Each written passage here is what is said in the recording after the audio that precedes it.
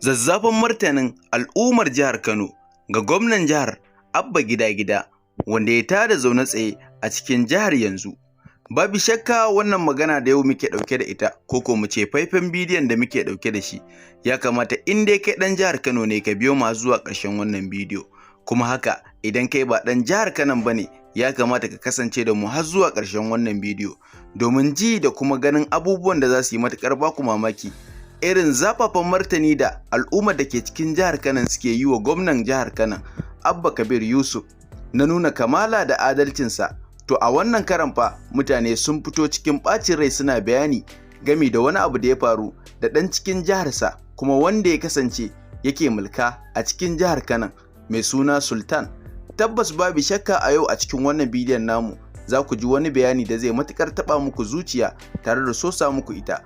Amma abin da za ku yi shine ku daure ku kasance da mu har zuwa ƙarshen bidiyon domin gani da kuma ji.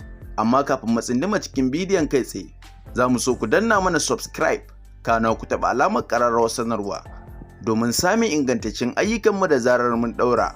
Mun gode.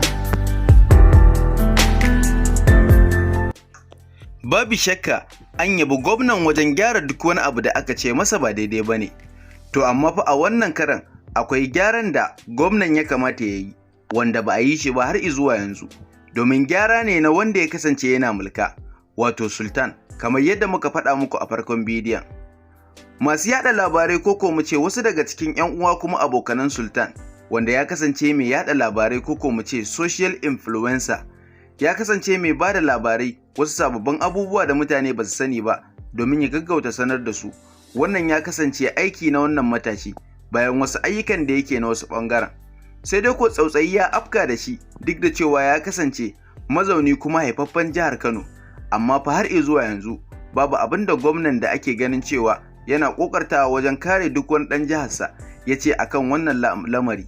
Dalilin haka ne yasa wasu daga cikin mutanen al'ummar jihar Kano suka fito suka yi wa gwamnan jihar Kano ca tare da yi masa bayanin cewa babu shakka ya kamata ya yi magana akan wannan magana. Bai kamata a ce gwamnan ya zuba ido ya yi shiru ba, domin shi ne yake da ƙarfi wanda zai iya magana a kai. Abin da ya faru da Sultan shine wasu sun sani wasu ba su sani ba. Sultan ya kasance mai yaɗa labarai a duk lokacin da wani abu ya faru. Sai dai ko Sultan ɗin ya yaɗa wani labari da ya zama masa tashin hankali, duk da cewa an juya labarin nasa ne akasin yadda ya yaɗa sa. Kamar yadda kuke gani a bidiyon namu, wannan na gefe da kuke kallon hotonsa wanda ba lalle kowa ya sansa ba shine Sultan. Ya yi wani labari tare da bayyana cewa shugaban ƙasar Israel wato ya gamu da wani mummunan hatsari wanda ya ci poison a cikin abinci, yana kwance rai na hannun Allah. Sai dai wannan labari da ya yi ya tada zaune tsaye inda wani ya buɗe akawun da sunansa ya kuma saka hoton shugaban ƙasar Najeriya Bola Ahmed Tinubu, inda ya sauya wannan hoton da ya saka na shugaban ƙasar Israel ya maye gurbinsa da hoton shugaban ƙasar Najeriya wato Bola Ahmed Tinubu, wanda shi ne ya saka su kuma ma'aikata ba tare da bin diddigin wannan al'amari ba, ko mu ce a fahimtar da suka yi na ganin cewa Sultan ne ya yi wannan labari, suka zo har jihar Kano tun daga garin Abuja suka naɗe Sultan domin tafiya da shi a tuhume sa. Duk da cewa Sultan ɗin ya bayyana cewa ba shi ya yi wannan labari ba kuma ya musanta, amma fa har izuwa yanzu Sultan ɗin yana gidan kurkuku a ɗaure. Al'ummar jihar Kano da 'yan uwansa abokanan aikinsa sun yi ta ƙoƙarin fitowa zanga-zanga domin ganin cewa an yi wani abu domin an cika sa gaskiya ta halinta, amma fa har izuwa yanzu wannan abu da ake bukata bai samu ba.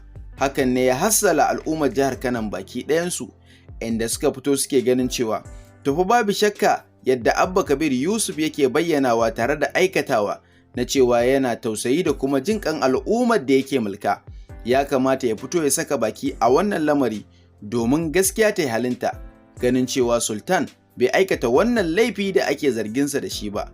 Duk da cewa a wasu ɓangaren wasu mutanen na ganin cewa wannan ba shine iya dalilin da yasa aka kama Sultan ba, dama akwai wata a ƙasa, duk da cewa ba a bayyana menene ainihin dalilin ba, amma iya wannan shine babban dalilin da ya saka aka kama Sultan, wanda a halin yanzu da ake ciki wasu mutanen daga jihar Kano da dama suna kai masa ziyara har kurkukun da yake, amma dai ana roƙon mai girma gwamnan jihar Kano Abba Kabir Yusuf da ya saka baki domin wannan shi ma yana daga cikin 'ya'yansa da yake mulka a jihar Kano.